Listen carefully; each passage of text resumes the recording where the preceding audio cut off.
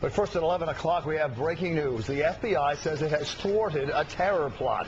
4 men arrested in an undercover FBI sting and charged with a plot to blow up 2 synagogues in the Bronx and shoot down a military plane at a local airport. Good evening, everyone. I'm Bill Ritter. And on this show, federal agents moved in tonight and say their suspects are homegrown would-be terrorists. Eyewitness News reporter Jim Dolan is in the Riverdale section of the Bronx with the very latest on this story. Jim.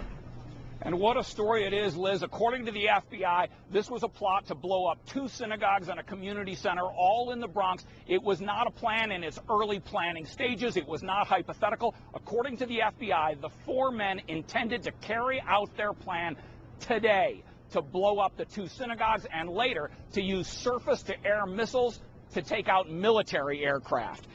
The 4 men were arrested today, according to the FBI, as they were putting cars loaded with what they believed to be C4 explosives around 2 synagogues, both in the Bronx. The fake C4 was provided by the FBI operatives, and again, the men believed they were putting their plan into effect today. The 4 men are James, as identified by the FBI, are James Cremati, who's known de guerre as Abdul Rahman, David Williams, also known as DL, Onto Williams, whose other name is Hamza, and Laguerre Payne, or Amin, sometimes known as Almondo, all 3 recent converts to Islam, all 3 New York City residents. This was not a group, this was a group, according to the FBI, that had evil intentions. Did you believe they were a genuine threat? Yes. Based on what they were attempting to do, and based on their actions. They planted, satchels or bags, what they believed to be, to contain explosives in front of 2 Jewish temples. Did they have any experience in knowing what they had, if what they had was real? No, not that we're aware of. The other half of this plot, according to the FBI, was for the group to buy Stinger missiles. These are surface-to-air guided missiles to take out military aircraft at Stewart Airport in Newburgh. That's where the New York National Guard is located. Again, these are 4 men, all New York City residents, 3 of them recent converts to radical Islam. Their plan was to take out 2 synagogues and a community center, according to the FBI, and they are charged with those crimes. Now, the FBI operatives are the people who provided the fake C4 and actually showed them a fake Stinger missile, and according to the FBI, these 4 men did not have enough experience with any of those to know whether they were real or whether they were inert. As it turns out, it was an FBI operative who showed them, sold them those devices, and their plan, again, according to the FBI, was to take effect today. Reporting live from the Bronx, Jim Dolan, Channel 7 Eyewitness News. Jim, nice quick workout there. Thank you very much. We are now joined by New York's U.S. Senator, Senior Senator Chuck Schumer. He is in Washington. Senator Schumer, you've been briefed, as I understand it, by law enforcement authorities tonight. How real was this? We heard Jim talk about it. No. Would they have pulled this off if the FBI hadn't been the one selling them the inert weapons? Well, maybe, but this group had been penetrated early. For over a year, the FBI informants had been dealing with this group.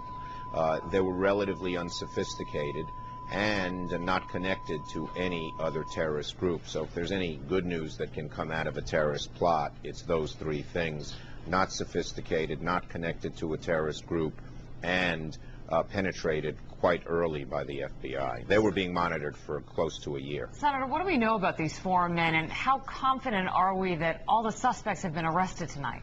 The FBI believes there's no other parties, that these are the only people who are involved, and given that the surveillance had lasted a long time, that's a pretty safe bet. They are, as mentioned before, they're American-born. One may have had a parent from Afghanistan, and homegrown terrorism can be just as dangerous as foreign-based terrorism. The good news here is that our FBI and our NYPD did a very, very good job and should be commended. The fact that we've been able to penetrate these groups early on shows that our surveillance is pretty good. Senator, did the authorities talk to you tonight about what they might be charged with? Because if they are Americans and they're conspiring allegedly to blow up a military plane, that would qualify as treason, and as I understand it, could be a capital offense. Well, they have filed the charges publicly. They've sent them to my office. I believe they've sent them out to the news organizations. I haven't read them, so I don't know what the charge is. All right, Senator Chuck Schumer joining us tonight from Washington, D.C. We appreciate your time and your insights tonight.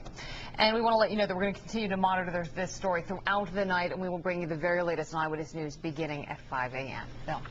There is one more terrorism story to tell you about tonight. A suspected al-Qaeda operative who has been detained at Guantanamo Bay will now stand trial here in New York City. ABC News confirming tonight that Ahmed Galani would be the first Guantanamo detainee brought to the U.S. and the first to face a trial in a civilian criminal court. He is a suspect in the deadly bombings of U.S. embassies in Africa. Liz? We turn now to the latest.